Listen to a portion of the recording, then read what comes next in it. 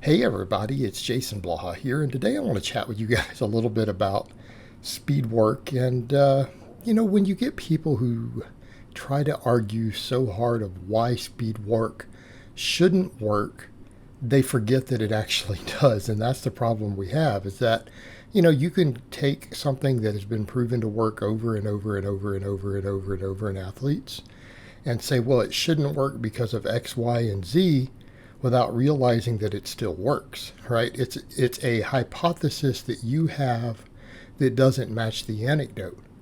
But the actual evidence for it isn't there. It's just a hypothesis. Hey, it shouldn't work because of this. This is my theory. And it's kind of funny because my friend Clint Darden, and we've been friends a long time, has made stuff in the past saying, look, if speed work doesn't work if you don't work, right? And he's done some funny videos and stuff way back in the day about that. And here's the simple reality. People will argue, well, powerlifting's not a speed sport, right? It's not a speed strength sport, so the speed work doesn't matter, without looking at all the other elements of it. Because one of the things that I find amusing, I'm someone who does a lot of speed work, and then people, when I hit a 1 rep max, what do you see people say? Like, I'll hit a 635 deadlift, and it'll be a max with a stiff bar. Like, I didn't have more in the tank.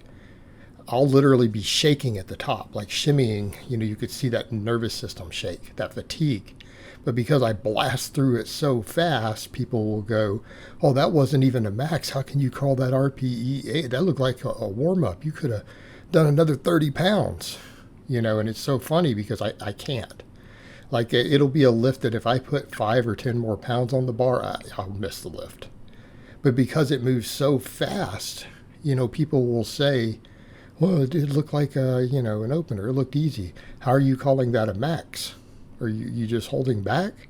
And it's like, no, that was everything I had. But I move it fast. And people will say, well, do you think the speed work contributes? I think it's a factor. I think also building the muscles that make you stronger out of the bottom helps, which would be things like quads on the deadlift, for example, delts on the bench, so on and so forth. These things matter, right? The muscles that get the weight started on a big multi-joint exercise are pretty important for speed. But, you come over to the speed work side, and the only other explanation must be genetics. Right? That's the only other possible explanation. Either the speed work is making me faster and causing that to be the case, or I am genetically really, really explosive, which means I must be some sort of superior athlete. I don't think that I am, to be honest. A lot of people point out that they think I have horrific genetics, right? So if I've got horrific genetics, which is, usually the claim people say I have the worst genetics in YouTube fitness. I've heard that for years and years and years. They see me deadlift 635 at almost 46 years old. It's okay. It's not bad. Decent. I'm not saying I'm the strongest guy in the world by any means. I'm certainly not. So it's respectable. But they claiming that I have good genetics now? I mean, make up your mind, guys, because being fast twitch, dominant, and explosive is considered a rare, superior genetic trait.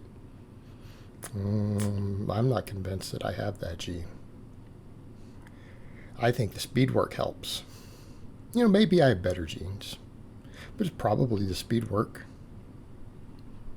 It's more likely the training.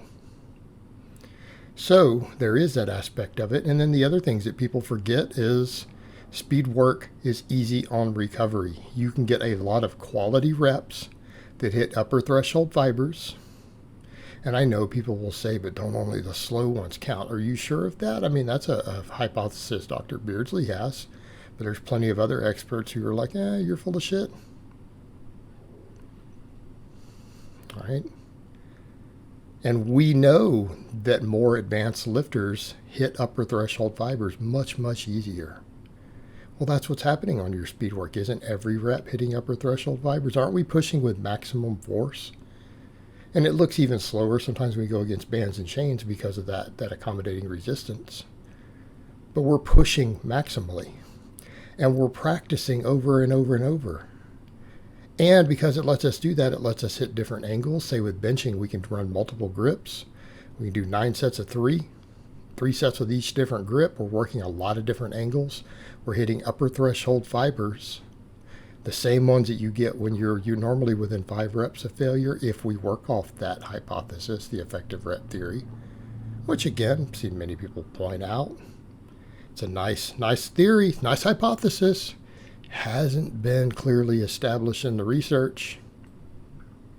But we do know that when enough force is exerted, we do hit those upper threshold fibers. The argument people will make, well, they're being used for not being fatigued.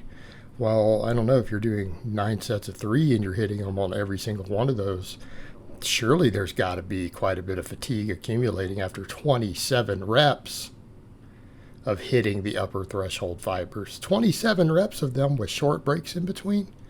Just come on, how long are we taking between speed work? 30 seconds, 60 seconds between those doubles and triples? Come on. That's some nice hypertrophic potential right there. Okay? And it's easy to recover from.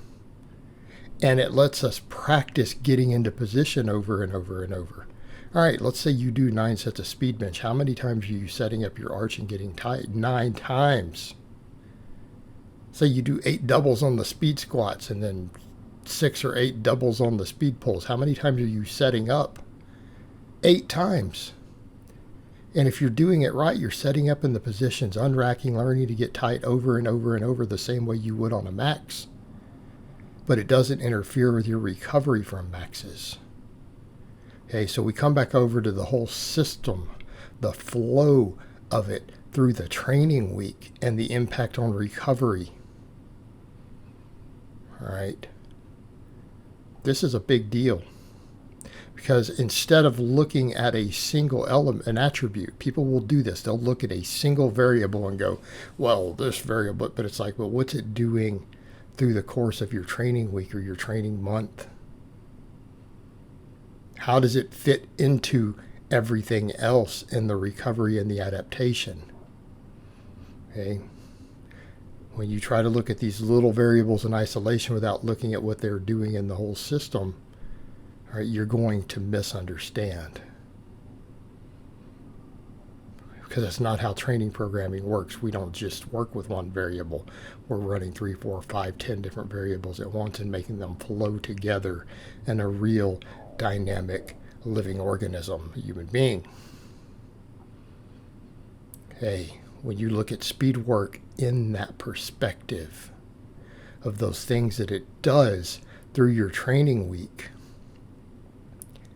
that's why it works.